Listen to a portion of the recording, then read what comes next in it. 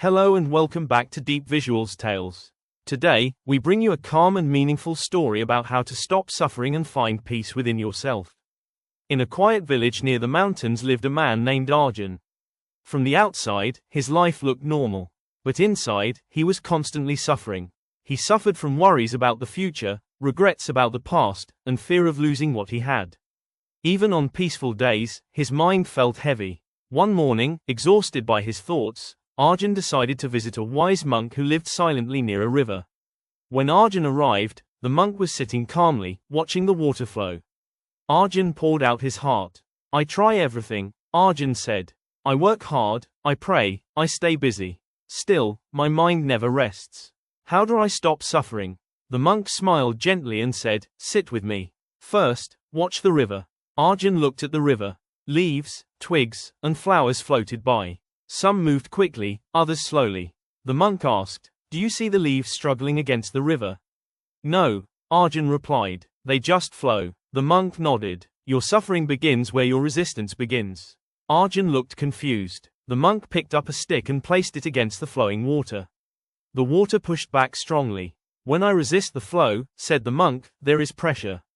When I remove the stick, the river flows peacefully again."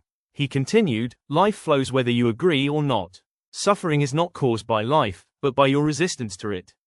Arjun asked, "But how can I not resist pain, loss, or fear?" The monk walked to a small hut and brought 2 clay pots. One pot was cracked. "Fill this pot with water," the monk said. Arjun filled it, but the water leaked out. No matter how much he poured, the pot never stayed full. "This pot is like your mind," the monk explained. "Cracked by expectations, comparisons, and attachments. You keep pouring happiness into it, but it keeps leaking." The monk then handed him a second pot. It was simple, but whole. Arjun filled it once, and it stayed full. "The difference," said the monk, "is not what you pour in, but the condition of the container." Arjun asked softly, "How do I fix the cracks?" The monk replied, "You stop fighting reality. You suffer when you demand life to be different. When you say, 'This should not have happened.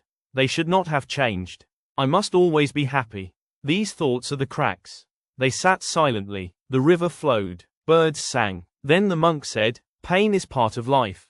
But suffering is optional." He rang a small bell. The sound echoed, then faded. "The bell does not suffer," said the monk. "But the mind keeps ringing long after the sound is gone. You relive pain through memory. You create fear through imagination.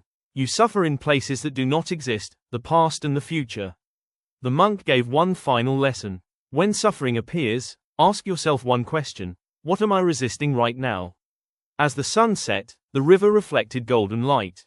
The monk said, "Let life be as it is. Let thoughts come and go. Let emotions rise and fall. You are the river, not the leaves." Arjun returned home. His problems were still there, but his struggle with them was gone. For the first time, his mind felt light. Not because life changed, but because he stopped resisting it. Moral: suffering ends not when life becomes perfect, but when we stop fighting what is. Acceptance is the doorway to peace. If this story felt meaningful to you, do subscribe to the channel and share it with your friends.